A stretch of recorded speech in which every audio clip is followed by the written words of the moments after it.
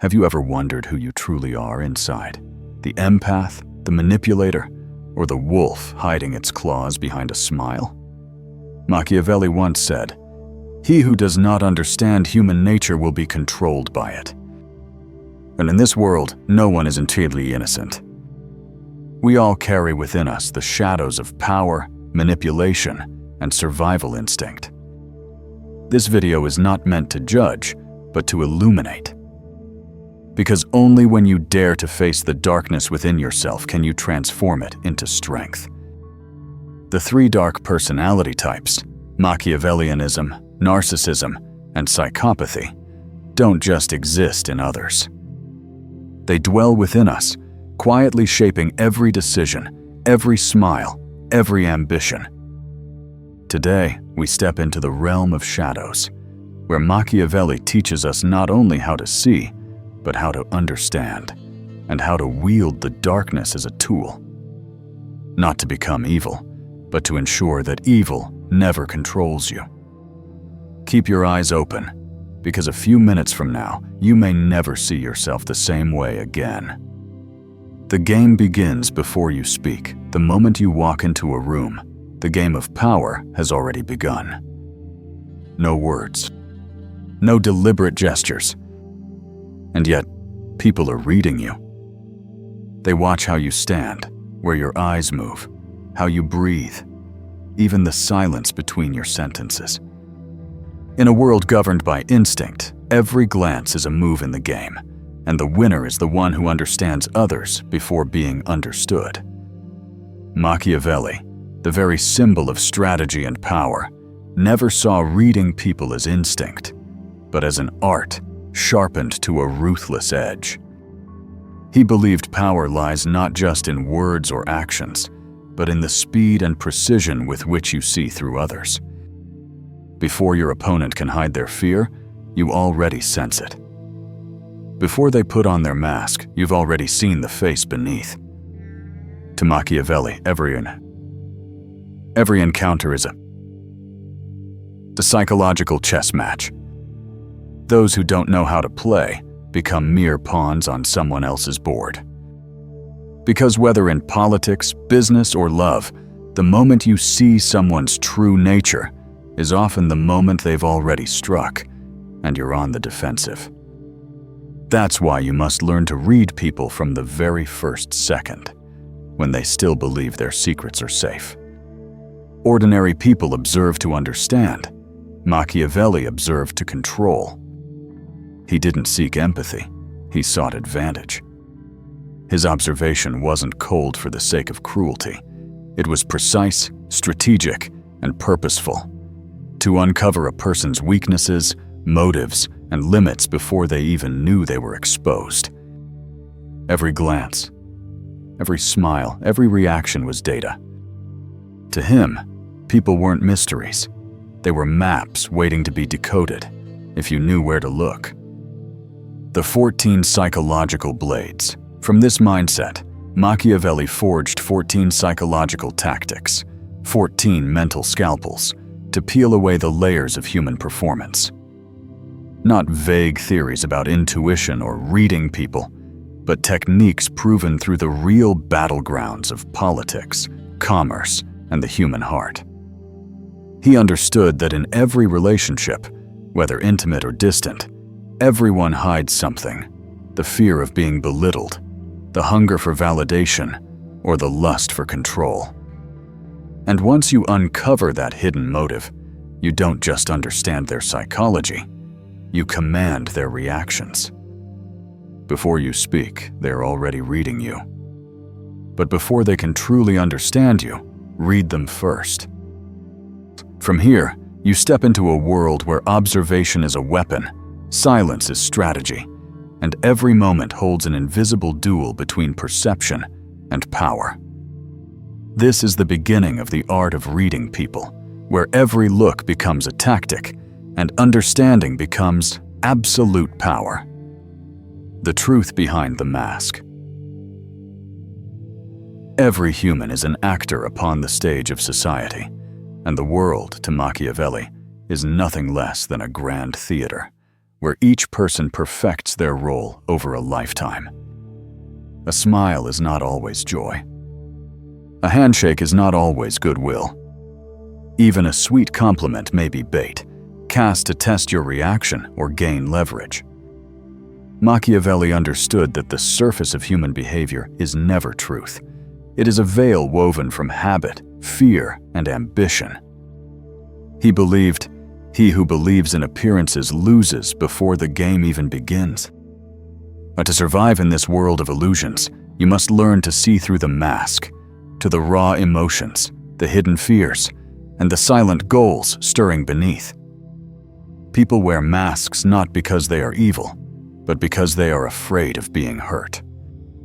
Each of us builds a shell to protect our fragile ego, the shell of politeness, of belief, of morality. But Machiavelli pointed out that those very shells are our weaknesses.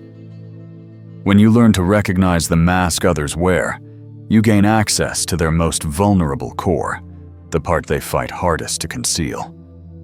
He called those who possess that ability readers of the soul, not prophets, but people who understand the hidden laws behind every human behavior. They don't listen to words, they listen to the fear trembling beneath the voice. They don't look at the smile, they see the intent behind the corner of the mouth.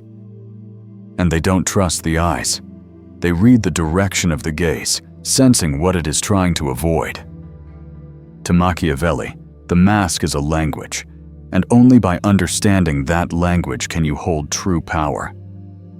Those who cannot read masks will be led, seduced, and manipulated. Those who can strip them away, layer by layer, become the scriptwriters of the game. From that realization, Machiavelli developed 14 psychological tactics, precise mental scalpels that separate performance from authenticity. Each tactic is a lens, a method of observation, a way to peel back the protective layers people hide behind. Not to destroy them, but to master interaction, knowing when to strike, when to stay silent, and when to let others collapse under the weight of their own contradictions. Machiavelli never believed in good nature or evil nature. He only believed in readable nature. To him, every behavior has a cause, every emotion a mechanism, and every person a pattern that can be solved. The only difference between the strong and the weak lies here: who solves the equation first. The curtain is now lifted, marking the beginning of a psychological dissection. From this point forward, Machiavelli no longer studies the surface. He enters the inner world of human beings, where masks crack, smiles tremble under ambition, and truth, whether raw or ruthless, finally emerges. Once he understood that everyone wears a mask, Machiavelli didn't stop at observation. He began to act, slowly, coldly, precisely. To him, if the world is a stage, then the one who truly holds power is not the actor, but the one who reads the script better than anyone else. And to read that script, you must first tear through the surface performance, the polished, polite, and predictable behaviors behind which people hide their real intentions. The first 4 tactics are his opening cuts, subtle, surgical, yet devastating, slicing through the outer shell to expose the pulse of human nature. Tactic 1. Watch how they treat the invisible. Machiavelli said, "Do not judge them by how they treat you. Watch how they treat those they have no reason to respect." Because for the intelligent, politeness is strategy, not character. Anyone can be kind when they're trying to win your favor, but very few remain respectful toward those they consider beneath them: the waiter, the janitor, the powerless. That's where the performance collapses. If they mock, dismiss, or look down on such people, Machiavelli concluded the respect they show you will last only until you are no longer useful. It is a simple but brutal test. The more someone tries to play the good person, the more their true nature slips when dealing with those who can offer them nothing. In those moments, the mask falls on its own. No interrogation, no trap needed. The righteous stay steady, the opportunist cracks. Machiavelli noted, "Respect for the weak is the only true sign of strength." Tactic 2. Silence. The weapon of the powerful. When people fear being seen, they talk more. They fill the air with words, laughter, stories, and justifications, as if noise could hide the truth. But Machiavelli realized that silence is not emptiness, it is pressure. Silence unsettles people. It creates a void their instincts compel them to fill, by talking more, revealing more, exposing more. Therefore, when it comes to reading people, Machiavelli advises, speak less than they do. Answer briefly. Pause longer than usual. Keep your gaze still. That silence breaks their rhythm. It forces them to keep talking, to fill the void, to reclaim a sense of control. And in that stream of uncontrolled speech, the truth slips out, a fear, an ambition, or an exaggerated boast. In politics, Machiavelli used this trick to read his rivals. In matters of the heart, he used it to test loyalty. Silence, when used correctly, can be more devastating than 1,000 words. Because people are not afraid of questions, they are afraid of no reaction. Nothing unsettles a pretender more than facing a silent mirror that refuses to reflect them. Tactic 3. Offer nothing. Test their nature. When there's no reward, a person's true nature appears only when there's nothing left to gain. Machiavelli understood that human beings are creatures of exchange. They give to receive, compliment to be praised, act kind to be remembered. But when you strip away the feedback, withhold recognition, and withdraw from the game of rewards, you begin to see who they truly are. He called this the strategic void, a space where people can no longer measure benefit. If they remain calm, respectful, and centered, they are internally strong. If they grow cold, angry, or distant, you have just uncovered someone dependent on external validation. They are not truly confident. They need others to define their worth. To Machiavelli, this was the most subtle test in any relationship. It separates the genuinely virtuous from the opportunistically kind. He wrote, "He who is only good when rewarded is not good. He merely trades." That's why during negotiations, Machiavelli would sometimes deliberately show no reaction, no smile, no approval, no acknowledgement, just to see how badly the other side needed validation. The fidgeting, the searching eyes, the pleading tone, all of it were signals. The less self-controlled a person is, the more easily they can be manipulated by reward and attention. Tactic 4. Disrupt their rhythm. Break their script. Some people live by rehearsed scripts. They know exactly when to smile, when to appear charming, when to say something sincere, just enough to seem real. These are natural actors, and therefore, the hardest to read. For Machiavelli, the only way to see their true self is to knock them out of their role. How? Simple. Break their rhythm. Interrupt them just as they're basking in confidence. Respond to a compliment with suspicion. Change the subject when they're engrossed in their own story. Stay silent when they expect a predictable reaction. Each disruption shatters their sense of control. And in that instant of confusion, instinct takes over. The mask slips. The seducer loses their smile for a split second. The fake confident one looks down or shows irritation. The hypocrite quickly changes the topic to avoid scrutiny. This is a strike at the preparedness of the ego. Machiavelli understood that every mask depends on rhythm, the predictable repetition of behavior. When you break that rhythm, you don't need to ask who they are. They will reveal it themselves once their structure collapses. After tearing through the surface performance, Machiavelli didn't rush deeper. He knew that to uncover the true essence of a person, observation alone isn't enough. You must provoke reaction. Small disruptions, seemingly harmless frictions, these are where real psychology leaks out. Because people can control their words, but not their reactions when faced with rejection, delay, or pressure. Machiavelli called this phase the trial by fire, a stage where he tested loyalty, patience, instinct, and arrogance through carefully designed situations. Tactic 5. Test loyalty with a small loss. Machiavelli wrote, "Loyalty is not proven when people win. It is proven when they lose a small advantage." And to know who truly stands with him, he did not wait to be betrayed.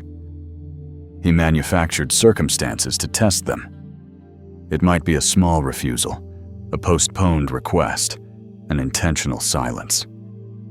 He watched how the other person reacted. Did they remain respectful or start to complain? Did they keep their distance or begin whispering to others? True loyalty needs no conditions. The loyal understand that loss is only a test. The fake, at the first minor setback, reveal pettiness and bitterness. In politics, Machiavelli advised leaders, before you trust someone, deny them. The same counsel holds in friendship and love. When you say no, you do more than protect yourself. You illuminate the other person. If they withdraw, they never stood with you. If they become angry, they viewed the relationship as a transaction. But if they remain composed, they are worthy of trust, for true loyalty does not falter in the face of disappointment. Tactic 6. Measure focus. The eyes lie. Less than the mouth, Machiavelli understood that words are tools of will, while attention is the tool of instinct. People can lie with speech, but they cannot fake focus. So in meetings and at gatherings, he did not listen to every story. He watched the eyes. When someone speaks, where do their eyes go?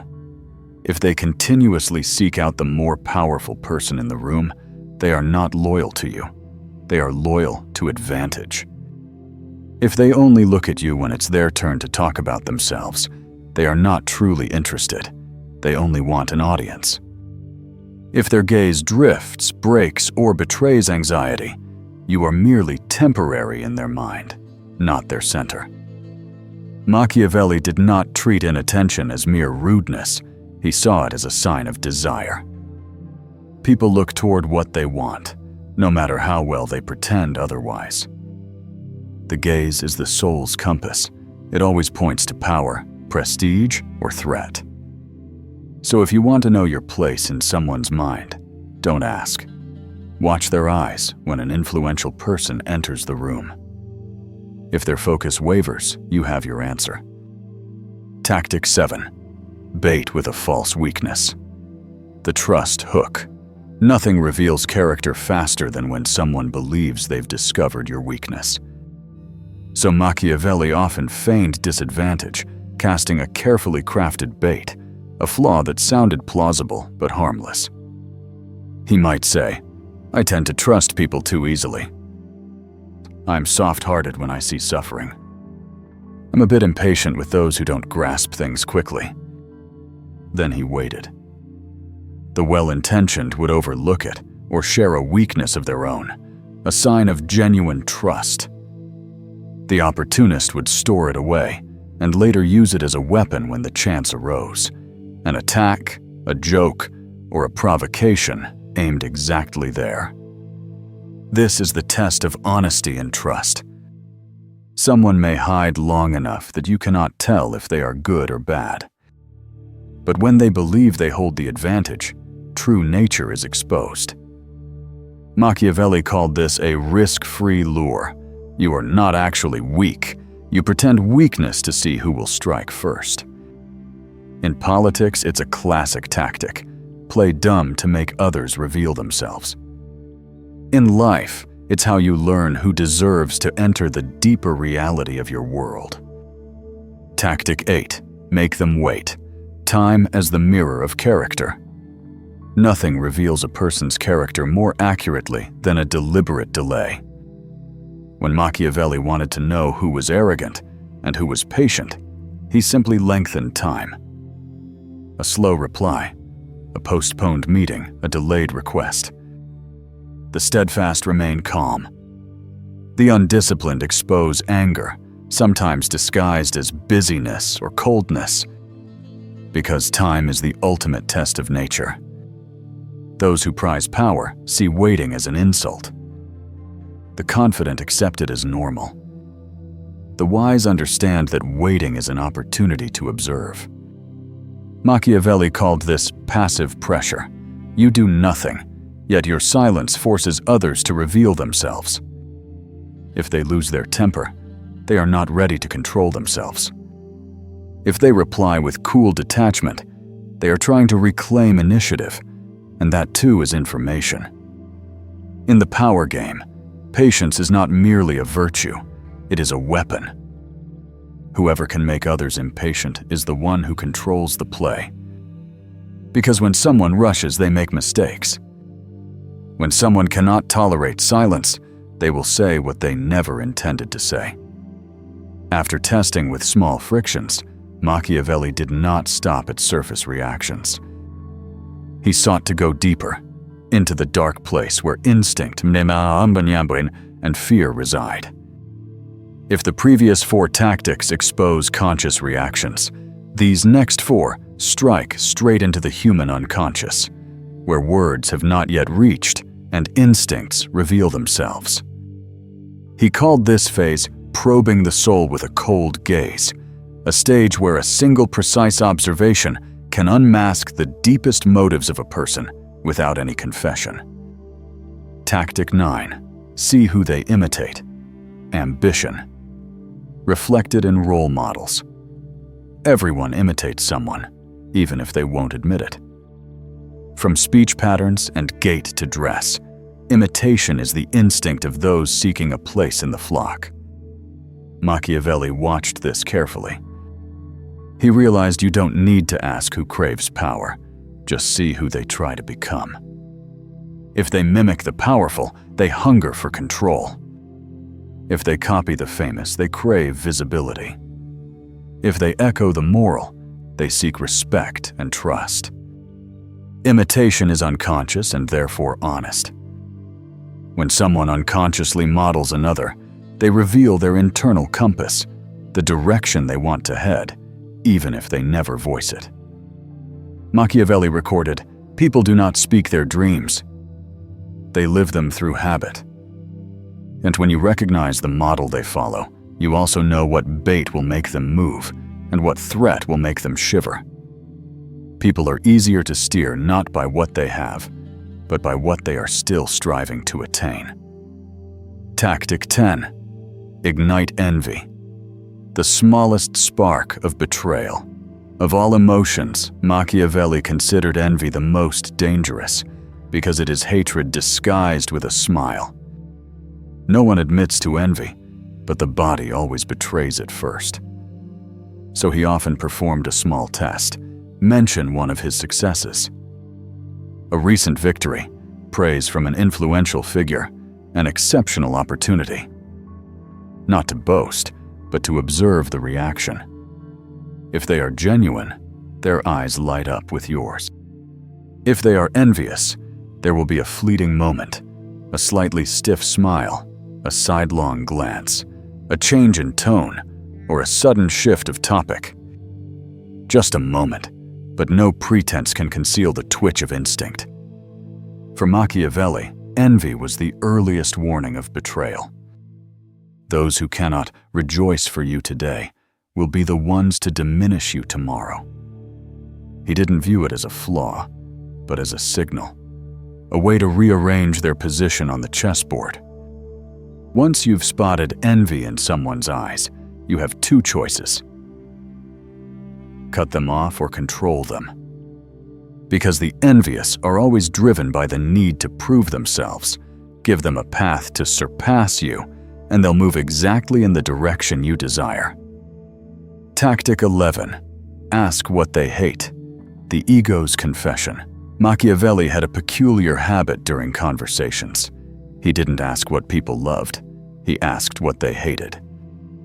Because love can be faked, but hatred cannot. Love is the makeup of society. Hatred is the naked instinct of the soul. When someone says, "I hate hypocrites," perhaps they fear being exposed as one themselves. When they say, "I hate weakness," they are likely terrified of their own fragility. Machiavelli discovered that people often despise what they cannot control within themselves. He called it indirect confession. When you let someone speak about what they disdain, they unknowingly paint a self-portrait. And most fascinating of all, according to Machiavelli, people often hate what they once were, or what they secretly fear becoming. This is a powerful tool for defying hidden fears. If someone hates failure, you can control them by threatening their reputation. If they despise betrayal, it's because they've been betrayed, and that wound is the perfect emotional lever.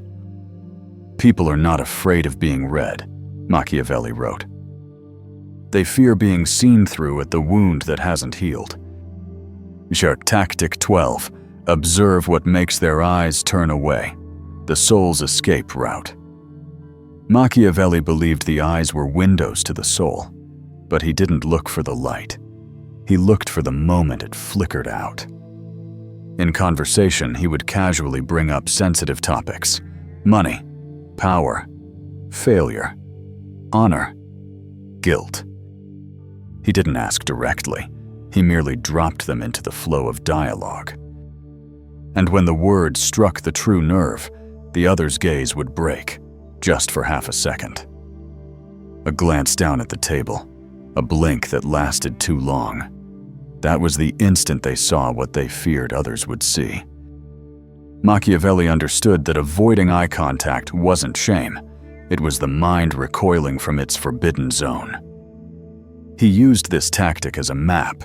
Each topic that diverted someone's eyes marked a doorway to a deeper secret. The wealthy man who looks away at the mention of debt fears losing his status. The powerful who avert their gaze when hearing family reveals a void that power cannot fill. The confident one who flinches at failure carries an unhealed memory. Machiavelli needed no further questions. He simply noted, the eyes are the compass of memory. Once you know where the gaze turns, you know where the soul hides. By this stage, Machiavelli was no longer just an observer. He had mastered the art of reading people so completely that every gesture, every glance, every pause in speech became a map in his mind. But for him, knowledge alone was not enough. Perception without action is dead intelligence. Thus, he entered a new stage, from reader to director, from audience to orchestrator of the stage. Here, the Machiavellian art reached its most exquisite precision. He no longer merely saw human nature. He created the situations that made it reveal itself. The final two tactics, becoming the mirror and disarming through respect before delivering the decisive question, are the ultimate demonstrations of psychological control achieved not through dominance, but through reflection and emotional traps. Tactic 13. Become the mirror. Force them to see themselves. Machiavelli recognized that people cannot resist themselves. If you reflect their energy, the same tone, the same rhythm, the same expressions, they begin to see their own image in you. And when they see themselves, their defenses drop. In modern psychology, this is called mirroring, but Machiavelli employed it as a classical psychological weapon. He did not copy. He subtly reflected, just enough for the other to feel understood, just enough to induce the illusion of a natural rapport between them. From that point, he watched the response. If you mirror their confidence and they instantly stiffen, they are merely playing the role of strength. If you mirror their coldness and they awkwardly attempt to soothe the atmosphere, they fear losing control.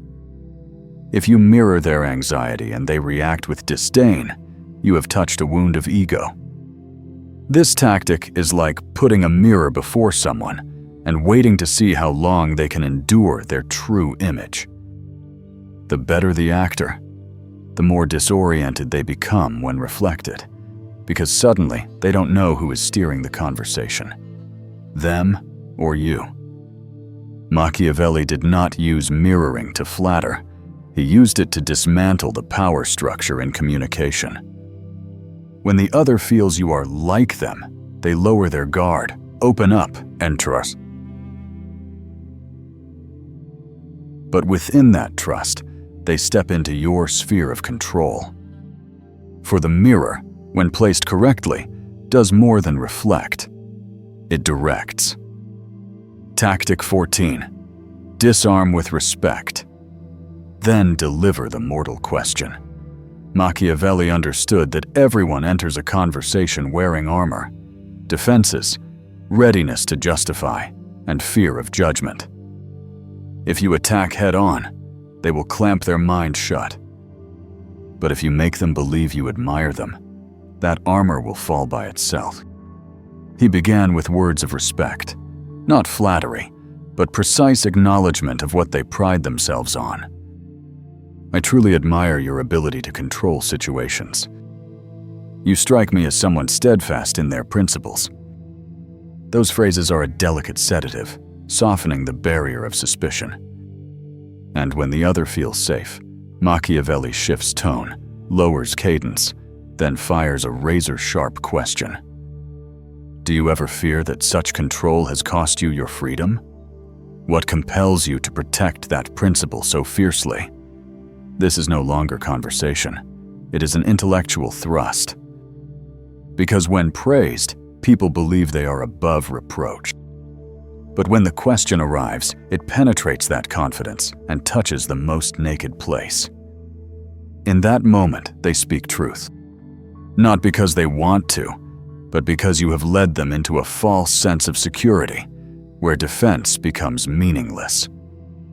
Machiavelli described this as the art of the velvet-gloved dagger. And respect is the velvet that lulls the opponent into comfort. The real question is the hidden blade that opens a precise incision in the weakest part of the ego. From reader to controller, these two tactics mark a complete transformation.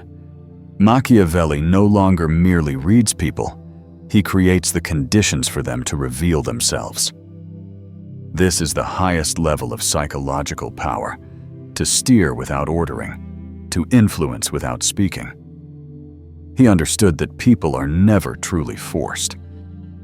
They voluntarily enter the frameworks of those who make them feel understood, praised, and reflected. The mirror makes them believe you are them. The respect makes them believe you are on their side. When that trust forms, you do not pull the strings.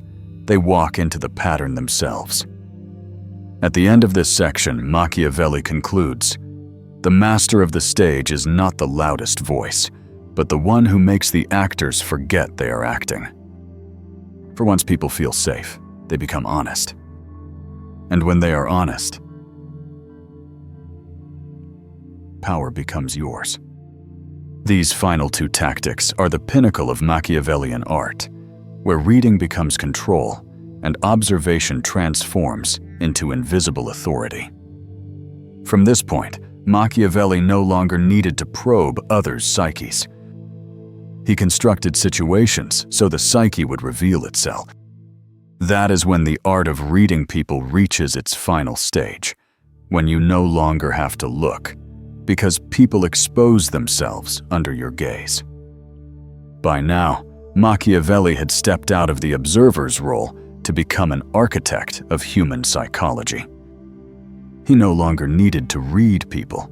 He created the contexts in which they revealed themselves, and more importantly, walked the path he had prepared for them. This is the phase where understanding becomes influence, where power is no longer imposition, but purposeful consent.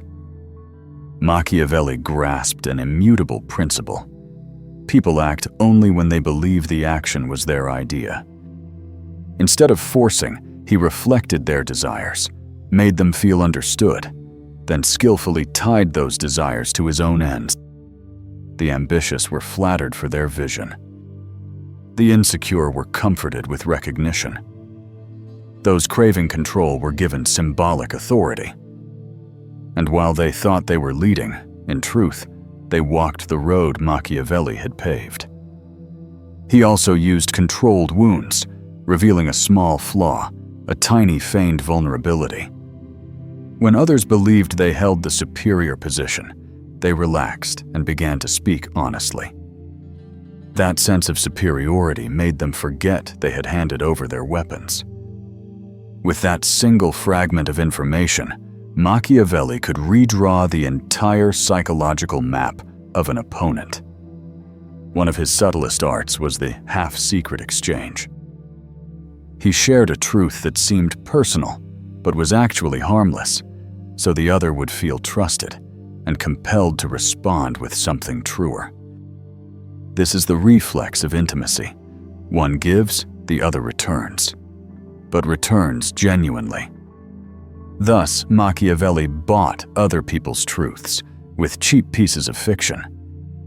Once he understood each person's nature and desire, control became invisible. He did not issue orders, he planted an idea. He did not persuade, he made others believe they had just thought of it themselves. Absolute influence to him was when others acted for you while still feeling free. At the summit, Machiavelli no longer needed many words. He only needed to be present, and the room altered its rhythm to the motion of his gaze. This was not power manifested in volume, but power felt, an invisible control where the strings had been tied before the game began. After mastering the arts of reading and directing psychology, Machiavelli went further, building a human atlas, a classification system to predict reactions, forecast behavior, and choose the proper method of manipulation for each type. In his world, people were not independent souls, but predictable behavioral patterns. Knowing someone's pattern told you how to treat, provoke, or control them. 1. The pleaser, the one who lives on approval. This is the person fueled by recognition. They fear being disliked, fear conflict, fear disapproval. Machiavelli viewed them as satellites orbiting a power source, always smiling, always agreeing, but never truly reliable. His strategy: keep them in a state of lack. Praise just enough, then fall silent. Give them the sense that your affection is a rare reward. That way, they will willingly do anything just to be seen once more. 2. The silent climber, the patient snake beneath the grass. Outwardly loyal, inwardly calculating. They never fight openly, they wait. Machiavelli saw them as the snakes in the grass, the most dangerous kind, because they possess patience. The only way to handle them is to keep them within your sight, but never let them see the whole board. Let them believe they are gradually approaching the center, but in truth, you are always controlling the tempo. By the time they think they are ready to rise, you've already placed the move that binds them, controlled by their own ambition. 3. The fragile genius, bright mind, brittle spirit. brilliant, creative, yet emotionally unstable. They need respect to create, but a single careless criticism can shatter them. Machiavelli never discarded them. He protected them like a flame. He knew that when nurtured properly, they could create a kind of power no force could achieve. Ideas. But he also knew that if left unchecked, they could burn down the entire structure. His method: feed their ego, but keep the final decision. Give them space to shine, yet make sure their brilliance never escapes your frame of command. 4. The chameleon, the shapeshifter of every court. This type changes with the wind. They say what the powerful want to hear and align themselves with whoever is winning. Machiavelli recognized them as the catalysts of every regime, necessary, but never loyal. He never fought them. He simply made sure he was always on the winning side. Then, they would naturally stand with him. The map of human power. This map is not made to judge, but to position. Once you know what type someone is, betrayal, envy, or loyalty will no longer surprise you. You will have already accounted for it. In the Machiavellian world, understanding people is not cynicism. It is self-preservation. It is sometimes the only way to maintain control in a theater where everyone wears a mask. Machiavelli knew better than anyone. He who can read the human heart can become either a ruler or a monster. Because knowledge without restraint is a double-edged blade, sharp enough to cut even the hand that wields it. When you see through every motive, every fear, every weakness of others, it's easy to fall into the illusion that you are above them, that you have the right to move them like pieces on a board. But that illusion is where corruption begins. Machiavelli warned, when a man believes he can see through everyone, he forgets that he too can be seen through. And the manipulator is never safe.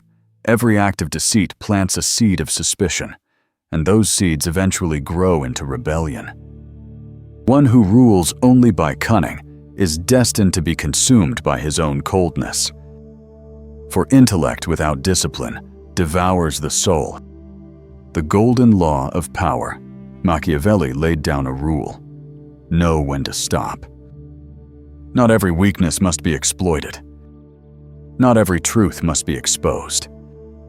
Sometimes the greatest strength is silence, the ability to hold a card you could play, but choose not to. True control lies not in manipulation, but in the power not to need it and still prevail. He stressed, purpose defines morality. And if you use knowledge to protect, to build, to prevent bloodshed, that is wisdom. If you use it to subjugate and destroy, that is ruin. Even the cleverest fox must know when to bow before peace. Machiavelli did not dream of a purely moral world. He warned that power without restraint destroys itself. When you manipulate too much, you lose truth. When you deceive too long, you forget who you are. The wisest are not those who can read all, but those who choose what not to read. The final lesson, mastery through stillness. At the height of his art, Machiavelli returned to silence. Not silence from fear, but from understanding there was nothing left to prove. The truly powerful need not expose anyone. They only need to watch, smile, and know that everything already lies within their grasp, not because they control others, but because they have mastered themselves. Machiavelli wrote, "The greatest power is the power that knows its limits." In his world, every human carries a shadow, and true strength lies not in denying it, but in facing it. You may be the strategist, the narcissist, or the cold, calculating mind, but do not fear it. Understanding your own nature does not weaken you. It makes you more dangerous, more awake, and more free. Machiavelli once said, "He who does not know himself will forever remain a pawn in another's game." When you learn to read the darkness within yourself, you will no longer be ruled by it. Do not hide from it. Use it. Use it. Use it as a blade, not to harm, but to cut away falsehood, weakness, and naivete. If you are ready to confront your true nature, continue this journey with Machiavelli. Subscribe. Turn on the bell. And prepare to step deeper into the world where knowledge becomes power and darkness becomes the tool of the awakened. Because sometimes, only by understanding your darkest side can you truly begin to live